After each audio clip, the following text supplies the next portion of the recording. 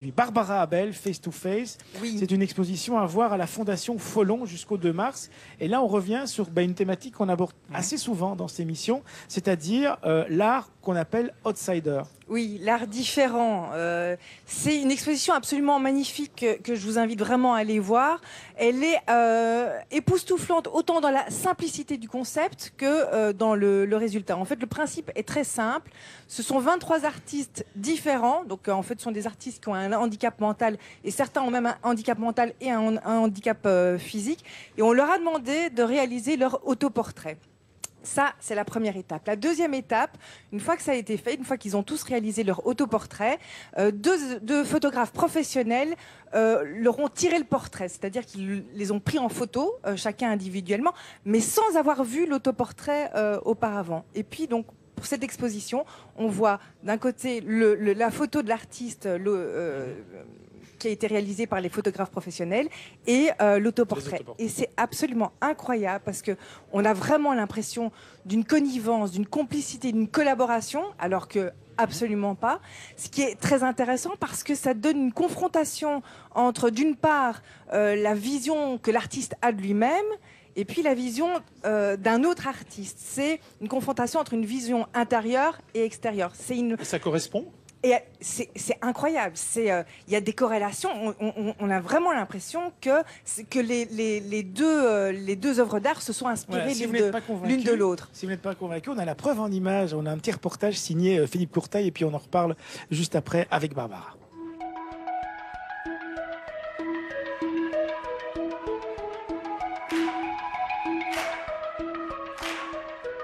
L'exposition Face à Face est partie en fait d'un projet qui voulait faire apparaître la différence entre le regard que l'on a d'une personne et sa propre représentation. Et donc le regard que l'on a d'une personne a été réalisé par le biais d'une photographie, réalisée par des artistes photographes, auquel on a confronté finalement l'autoportrait d'artistes différents. Ce qui est intéressant, c'est que d'une part, comme ils n'ont pas vu l'œuvre réalisée par leur homologue, soit photographe, soit artiste peintre, c'est que finalement, dans certaines situations, on retrouve exactement le même ressenti. Exemple, il y a un artiste dans l'exposition qui n'a pas le droit à l'image, et donc les artistes photographes l'ont représenté par le biais d'une ombre chinoise, et l'artiste, lui, se représente dans l'ombre.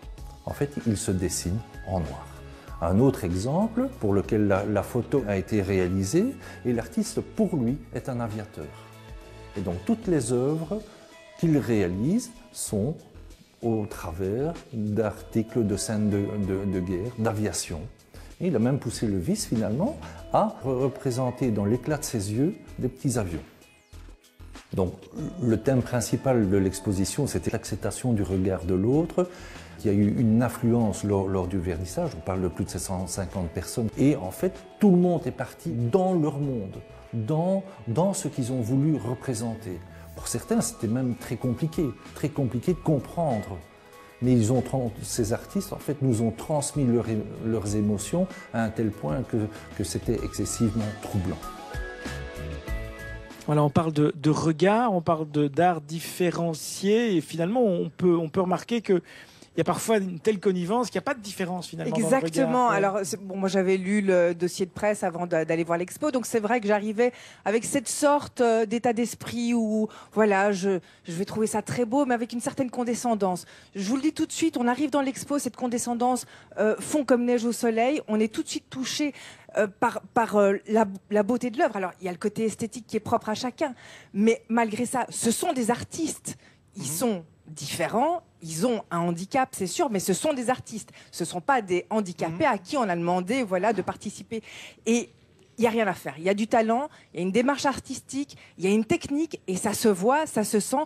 Et dès les premières peintures, les premiers autoportraits et les premières photographies aussi, parce que les portraits photographiques sont absolument magnifiques, ça disparaît. On n'est plus du tout en face d'une exposition tout à fait, voilà, ça va arriver, on a fait ça, c'est bien pour eux, et puis ils vont rentrer chez eux. Pas du tout. Et c'est ça qui est assez fort dans cette exposition.